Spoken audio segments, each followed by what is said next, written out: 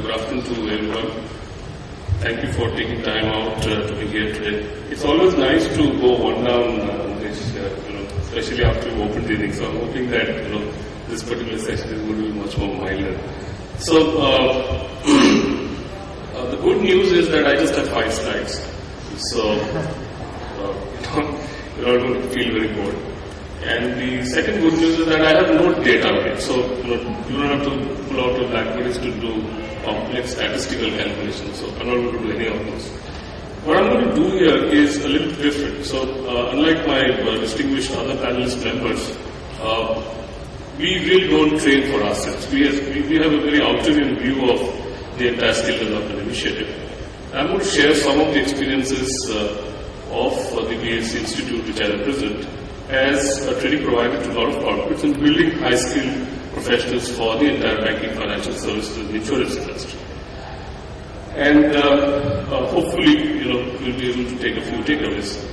But before I begin, I want to also quickly put in a disclaimer. I'm not a guru on this.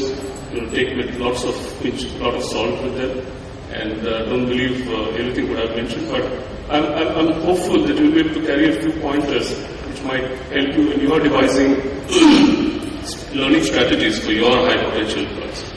So, a quick background. So, BSc Institute is actually a 100% subsidiary of the Bombay Stock Exchange. I work for a company which was set up about 135 years back.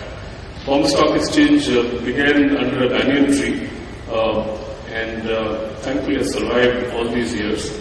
And from being an association of brokers has now been turned into a corporate entity. So we are a corporate enterprise, we don't take any money from the government, and it has a distributed ownership. The Education Institute was set up about 24 years back, in 1989, and was probably part of the earliest skill development initiatives taken in the country. So if you can think about any of the earliest professional training institutes, you probably think of NIT and APTEC. We probably happened a little before even they were set up.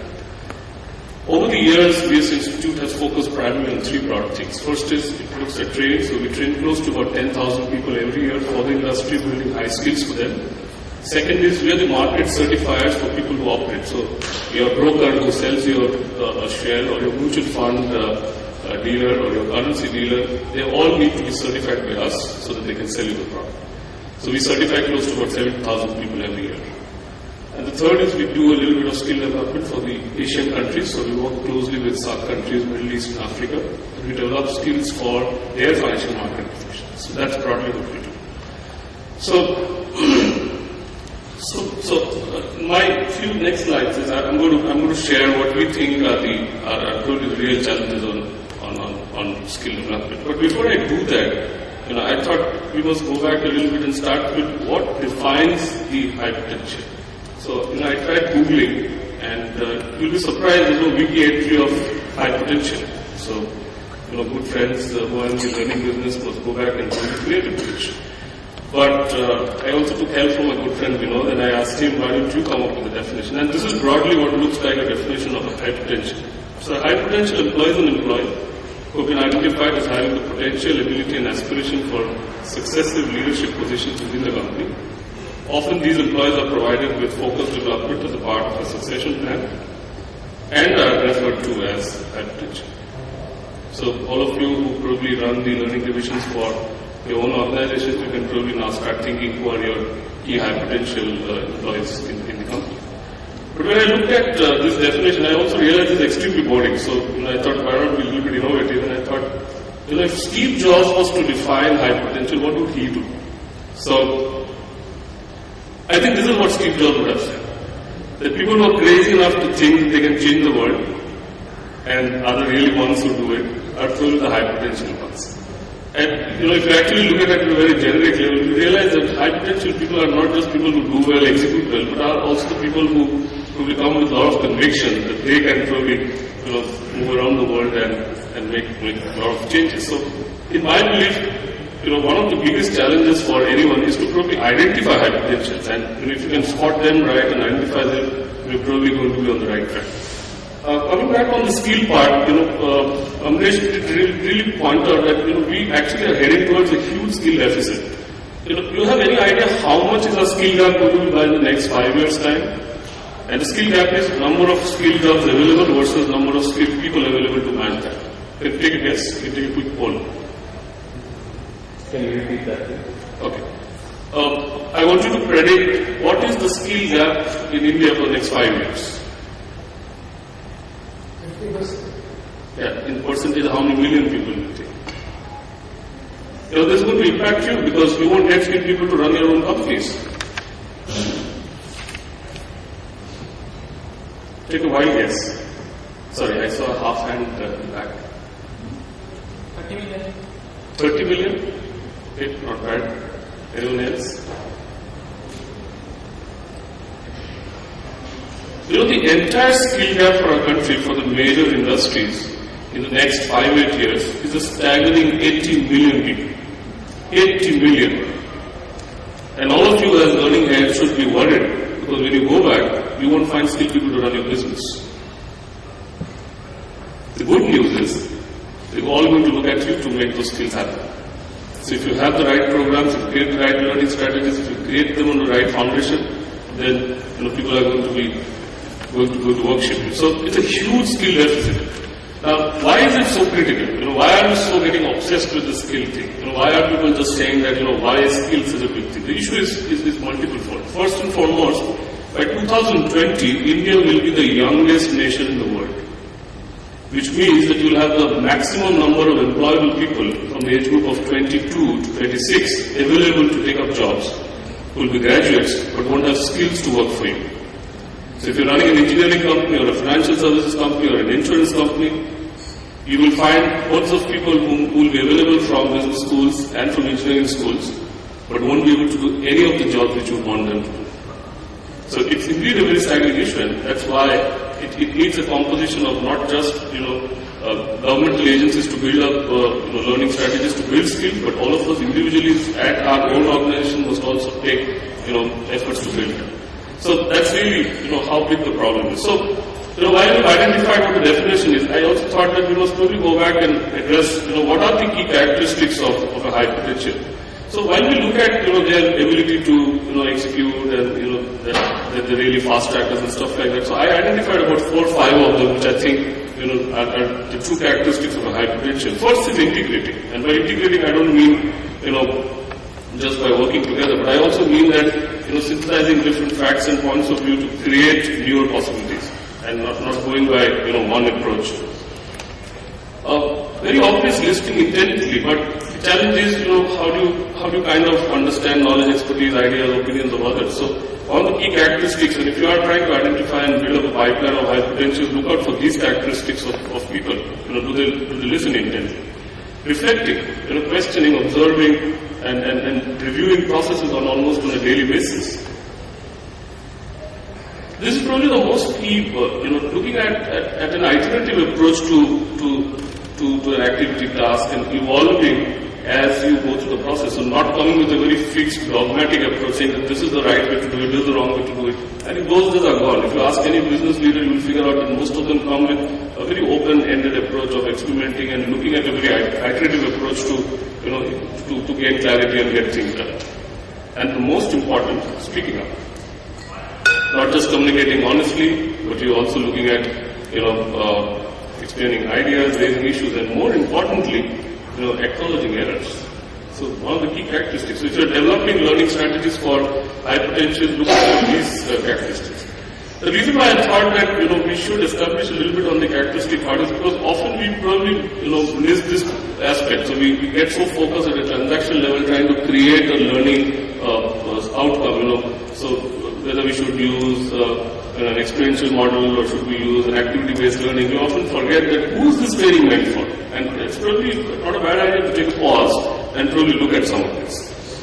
So while we have looked at who the high potentials are, what are the characteristics, I want to now share what is our finding. So, being last 24 years being a provider of creating high potentials for the banking financial services industry, this is broadly what we think are their individual learning styles. Now, why is this important? It's probably important because if you are creating a learning program or an intervention, you probably must realize how they learn. And the fact of life is, and as professionals you'll probably agree, that all of us have different individual styles of learning.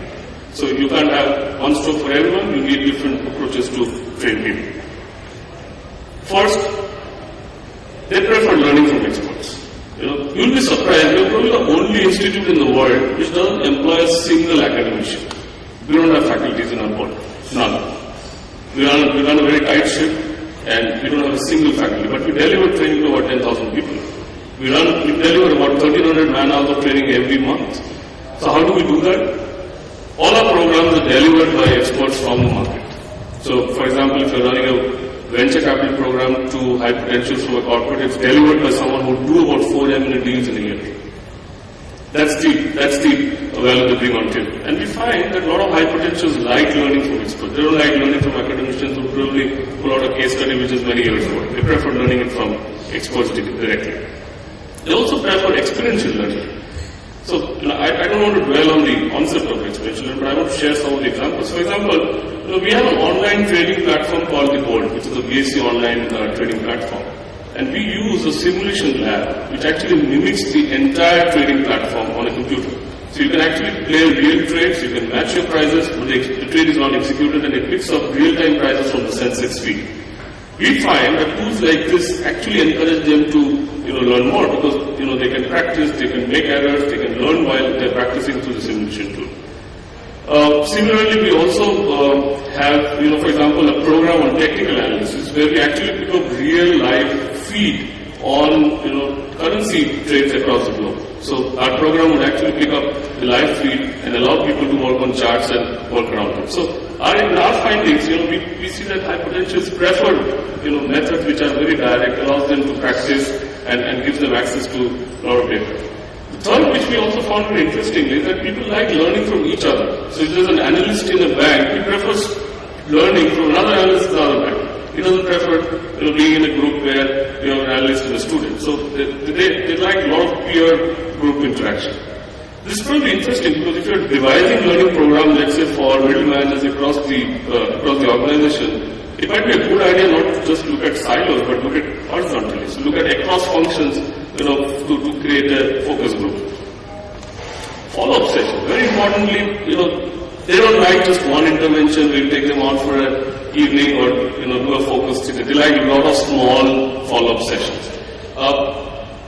I'm not too sure whether you find this useful, but if I was to design a program, I would probably use these as pointers to design them well. Because if these are your learners, then you've got to make sure that they are the most addressed to. So in our experience, they like a lot of follow-up sessions, and if you're not doing it, it's probably a good time to do it. Mentoring. So we often say mentoring, as a key area, but we often forget that mentoring usually is done by a line manager. We've seen that high potentials like mentoring by seniors, who've been there, done that time. So if you have a mentoring process, find out if you can bring senior leaders directly to mentor your high potential guys. Very important, need for constant engagement. So it's not the quantum of the engagement, but how often do you engage with them. Even when you're small enough, make sure that you do it many a times. For example, after a training program, we often send a lot of white papers and data to our students so that they can kind of keep engaged with the learning. And we also encourage them to get back to their faculties to study from them. So now that we know what the characteristics are, and we also know who the high potential guys are, and we also know, what are their preferred learning styles. So what are the learning strategies to adopt? So one of the things which you probably would want to explore is, offer challenging assignments which will not only help them, but will also refine their skills. Look at increasing complexity level with each assignment level. So don't look at standard interventions which are spread across, but look at interventions which slowly raise the complexity levels. They also like uncertainty.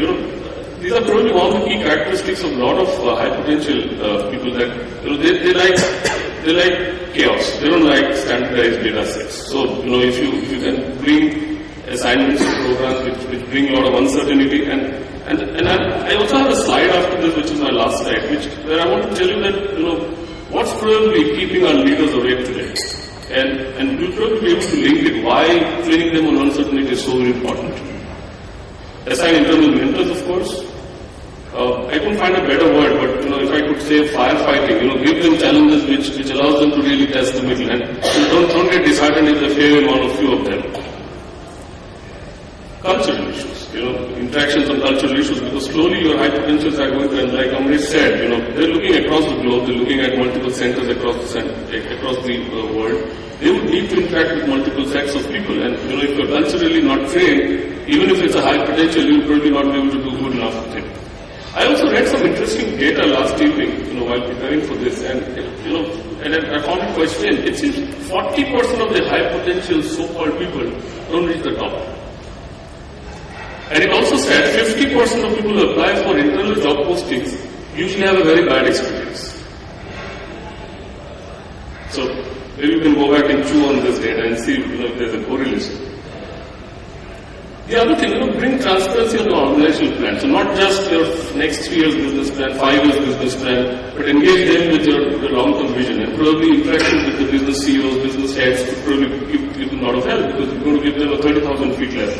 High potential people like knowing what's happening to the company, and it's a good idea to kind of expose them on the thought process. So, my sincere request is, if you're looking at creating learning interventions and building your strategies for high potential guys in your company, you could probably look at identifying them, who they are in the first place, then creating the programs and interventions which probably are built around these strategies and the findings which we shared, and then probably look at the transaction level and see how best you can do it. Can you use an e-learning module? Can you do an intervention which is face-to-face, and then tie it up? It's not a very wise idea to create those elements and then tie it up on the top. You can often go wrong if you take that approach. So while we're doing this, I also want to spend a minute trying to bring about that what's really keeping our leaders away. And the reason why I wanted to do that is, our basic fundamental premise of identifying high potential is that eventually they'll probably become leaders end of the day.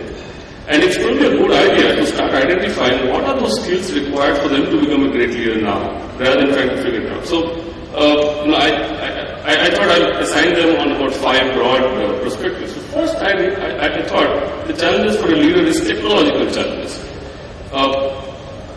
So what are the technology challenges? Things like data fraud, data misinformation.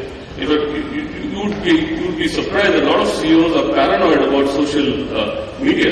They just don't know, what will hurt them or hit them. Probably you should look at training programs which address and build skills on these things. But the most important thing which they're worried about today is cyber attacks. So are your high potential guys trained enough to address these societal challenges? Backlash of globalization, food shortages,